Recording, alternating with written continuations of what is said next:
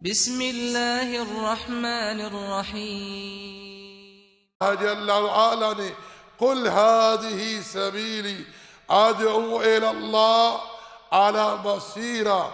آپ کہہ دیجئے کہ یہ میری راہ ہے، میں اور انبیاء سابقین ایک ہی راہ کے مسافر ہیں، ہماری بنیادی اساسی دعوت ایک ہی ہے، جیسا کہ رب ذوالجلال تقدس و تعالی نے سورۃ الانبیاء میں ارشاد فرمایا وَمَا أَرْسَلْنَا مِن قَبْلِكَ مِن رَسُولٍ إِلَّا نُوحِي إِلَيْهِ أَنَّهُ لَا إِلَهَ إِلَّا أَنَا فَاعْبُدُونِ، اور نہیں بھیجا ہم نے آپ سے پہلے کوئی رسول ایسا مگر اس کی طرف یہی وحی کی ہے کہ اللہ ہی معبود برحق ہے، اسی ایک اللہ ہی کی عبادت کی جائے جل وعلا کی۔ تو رب ذوالجلال تقدس و تعالی اپنے پیغمبر کو بھی اس بات کا حکم دے رہا ہے کہ آپ اعلان فرما دیجئے ہذہ سبیلی، یہ میری راہ ہے، ادعو الی اللہ، میں لوگوں کو اللہ کی طرف دعوت دیتا ہوں، یعنی اللہ کی توحید کی طرف لوگوں کو بلاتا ہوں، اعلی بصیرہ، مکمل علم کے ساتھ، یعنی اللہ کی وحی کی روشنی میں، جہالت سے نہیں بلکہ علم کی روشنی میں، انا ومن اتبعنی، میں اور میرے پیروکار جو میرے منہج پر، میری سنت کے مطابق، میرے اسوے پر چل کر دعوت کا کام کرنے والے ہیں، ان کی بھی یہی راہ ہے کہ وہ میری سنت پر چل کر لوگوں کو اللہ کی توحید کی طرف دعوت دیتے ہیں، مکمل اخلاص کے ساتھ، علم اور بصیرت کے ساتھ۔ آگے ارشاد فرمایا وَسُبْحَانَ اللَّهِ، اور اللہ پاک ہے، منزہ ہے جل وعلا، وَمَا أَنَا مِنَ الْمُشْرِكِينَ، اور میں مشرکوں میں سے نہیں ہوں۔ اسی طرح دوستو صحیحین میں، صحیح بخاری اور مسلم میں جناب عبداللہ ابن عباس رضی اللہ تعالی عنہما سے مروی ہے، وہ بیان کرتے ہیں ان رسول اللہ صلی اللہ علیہ وسلم لما بعث معاذ الى اليمن قال له انك تأتي قوما من اہل الكتاب فليكن اول ما تدعوهم الیہ شہادة ان لا الہ الا اللہ وفي رواية الى ان يوحدوا اللہ۔ ابن عباس رضی اللہ تعالی عنہما بیان کرتے ہیں کہ پیارے پیغمبر علیہ السلام نے جب معاذ ابن جبل رضی اللہ تعالی عنہ کو یمن کی طرف روانہ کیا، معاذ سے ارشاد فرمایا اے معاذ، تو ایک ایسی قوم کی طرف جا رہا ہے جو اہل کتاب ہیں، جو اہل کتاب ہیں، تو نے سب سے پہلے انہیں کلمہ توحید کی گواہی کی طرف دعوت دینی ہے، یعنی لا الہ الا اللہ کی گواہی کی طرف۔ اور ایک دوسری روایت میں یہ بھی وارد ہوا ہے کہ انہیں اللہ کی وحدانیت کی طرف، اللہ جل وعلا کی خالص عبادت کی طرف دعوت دینی ہے، اللہ کی توحید کی طرف۔ فرمایا کہ جب وہ تجھ سے اس بات پر متفق ہو جائیں پھر انہیں بتلانا ہے کہ اللہ نے دن اور رات میں تم پر 5 نمازیں فرض کی ہیں۔ میں یہاں تمام احباب کو دعوت فکر دینا چاہتا ہوں جو دعوت کے نام پر، تبلیغ کے نام پر کام کر رہے ہیں۔ ہمارے سامنے رسول اللہ صلی اللہ علیہ وسلم کا اسوہ ہونا چاہیے۔ رب ذوالجلال نے ارشاد فرمایا لَقَدْ كَانَ لَكُمْ فِي رَسُولِ اللَّهِ أُسْوَةٌ حَسَنَةٌ، یقیناً تمہارے لیے میرے رسول کے اسوے میں بہترین نمونہ ہے۔ میرے بھائیو، نبی محترم صلی اللہ علیہ وسلم کا اسوہ امت کے لیے ہر جگہ، ہر وقت، ہر آن، ہر معاملے میں مشعل راہ ہے۔ ہم نے دعوت کا اسلوب لینا ہے تو نبی علیہ السلام کی تعلیمات سے، آپ علیہ السلام نے معاذ رضی اللہ تعالی عنہ کو اس بات کا حکم دیا کہ معاذ تو نے سب سے پہلے ان کے سامنے دعوت توحید کو پیش کرنا ہے۔ معاذ تو نے سب سے پہلے ان کے سامنے دعوت توحید کو پیش کرنا ہے، کسی اور چیز کی طرف تو نے ان کو دعوت نہیں دینی، نہ ہی نماز کی طرف، نہ ہی زکوٰۃ کی طرف، نہ ہی حج کی طرف، کسی اور شے کی طرف معاذ تو نے انہیں نہیں بلانا۔ سب سے پہلے تو نے ان کے سامنے کلمہ توحید لا الہ الا اللہ کو پیش کرنا ہے۔ اگر وہ تیرے ساتھ اس بات پر اتفاق کر لے، متفق ہو جائیں، پھر انہیں بتلانا ہے کہ اللہ نے دن اور رات میں 5 نمازیں فرض کی ہیں۔ میں دل کی گہرائیوں سے ان احباب کو بھی یہ پیغام دینا چاہتا ہوں جن کے سامنے امت محمد صلی اللہ علیہ وسلم کا ایک کثیر تعداد میں طبقہ شرک اکبر میں مبتلا ہے۔ خبریں پوچھ رہے ہیں، مجھے بتلائیے ہمارے ہاں پاک و ہند کے اندر، بنگلہ دیش کے اندر کوئی شہر، کوئی قصبہ، کوئی دیہات ایسا ہے جہاں درگاہ نہیں، جہاں مزار نہیں، جہاں قبروں کی تجارت نہیں ہو رہی، جہاں قبر پرستی کی شکل میں شرک نہیں ہو رہا؟ بتلائیے، کھلے عام، سارے عام شرک ہو رہا ہے۔ بڑے بڑے عہدیدار، بڑے بڑے لیڈر جا کر لاہور میں حجویری کی قبر کو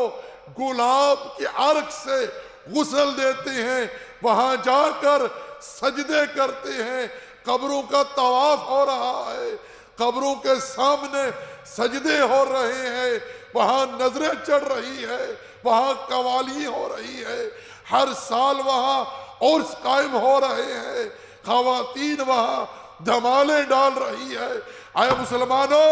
مجھے بتلاؤ کہ وہ کون سا شرک ہے جو درگاہوں پر، مزاروں پر، آستانوں پر نہیں ہو رہا؟ تمہارے سامنے امت شرک میں ڈوبی ہوئی ہے، ذرا غور کرو۔ پیارے پیغمبر کی تعلیمات پر اٹھاؤ صحیح بخاری، اٹھاؤ صحیح بخاری، کتاب الصلاۃ میں امام الانبیاء علیہ السلام کی وہ وصیت، وہ تاکید، وہ تحذیر، وہ انذار موجود ہے جو میرے اور آپ کے پیارے نبی نے زندگی کی آخری لمحات میں امت کے لیے چھوڑا ہے۔ سیدہ عائشہ صدیقہ بنت صدیق رضی اللہ تعالی عنہما فرماتی ہیں، غور سے سنیے پیارے پیغمبر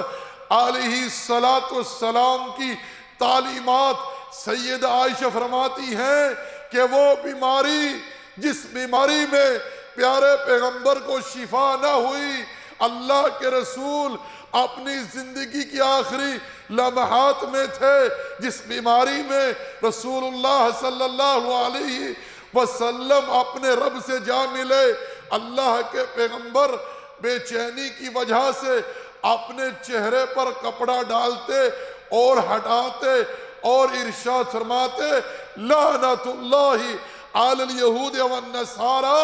اتخذوا قبور انبیائہم مساجدا۔ اللہ کی لعنت ہو ان یہود و نصارہ پر جنہوں نے اپنے انبیاء کی قبروں کو سجدہ گاہ بنا لیا۔ سیدہ عائشہ رضی اللہ تعالی عنہا ایسے تمام لوگوں کو جواب دیتے ہوئے ارشاد فرماتی ہیں، جو لوگ یہ کہتے ہیں کہ یہ امت شرک کیسے کر سکتی ہے، اس امت کے لوگ کلمہ پڑھنے والے کیسے شرک کر سکتے ہیں؟ سیدہ عائشہ رضی اللہ تعالی عنہا مومنوں کی ماں فرماتی ہیں، یحذر ما صنعوا، دراصل پیارے پیغمبر اپنی موت کے وقت اپنی زندگی کی آخری لمحات میں یہود و نصارہ پر اس لیے لعنت فرما رہے تھے یحذر ما صنعوا، دراصل پیارے پیغمبر ان پر لعنت بھیج کر اپنی امت کو خبردار کرنا چاہتے تھے کہ کہیں یہ میری امت اس قبر پرستی کے شرک میں مبتلا نہ ہو جائے۔ میرے بھائیوں، جس وجہ سے اللہ کے پیارے پیغمبر علیہ السلام نے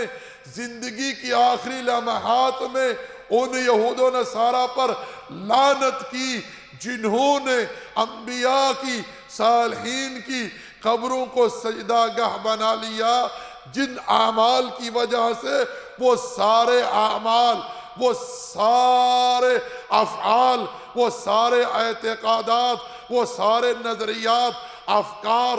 ہمارے پاس آج امت میں قبر پرستی کی شکل میں موجود ہیں۔ اِنَّا لِلَّهِ وَإِنَّا إِلَيْهِ رَاجِعُونَ۔ کوئی مائی کا لال اس چیز سے انکار نہیں کر سکتا۔ لوگ درگاہوں پر جا کر رب کعبہ کی قسم ہے سجدے کرتے ہیں، قبروں کا طواف کر رہے ہیں، قبروں پر نظریں چڑھاتے ہیں، قبروں والوں کے سامنے ہاتھ باندھ کر حالت قیام میں کھڑے ہوتے ہیں، قبروں والوں کو پکارتے ہیں، ان سے مانگتے ہیں، ان کے سامنے اپنی حاجات پیش کرتے ہیں، دور ہو نزدیک ہو انہیں مدد کے لیے، مشکل کشائی کے لیے، حاجت روائی کے لیے، دستگیری کے لیے پکارتے ہیں۔ میرے بھائیوں، میں پیغام دینا چاہوں گا ان تمام لوگوں کو جن کے سامنے امت جو ہے قبریں پوج رہی ہے، درگاہیں پوج رہی ہے، گھوڑے پوج رہی ہے، درخت پوج رہی ہے، حجر اور شجر پوج رہی ہے، تعویذ اور دھاگے پوج رہی ہے، میں ان تمام لوگوں کو پیغام دینا چاہوں گا اس حدیث کی روشنی میں کہ تمہارے سامنے لوگ شرک اکبر کا ارتکاب کر رہے ہیں۔ کوئی یہ کہتا ہے اتنی دفعہ ذکر کرو تو یہ ملے گا، کوئی یہ کہتا ہے قرآن کریم کی وہ سورت پڑھو تو یہ ملے گا، کوئی یہ کہتا ہے کہ فلاں وائرس سے بچنا ہے تو یہ کرو تو یہ ملے گا۔ اللہ کے بندو، جس قوم کے اندر شرک جیسا وائرس داخل ہو چکا ہو، جو کینسر سے بھی زیادہ خطرناک مرض ہے، جس قوم کے خون میں شرک پیوست ہو چکا ہو، اس قوم کو تم مچھر جیسے وائرس سے ڈراتے ہو۔ جس قوم کے اندر، پھر سن لو، شرک پیوست ہو چکا ہو، شرک سے بڑھ کر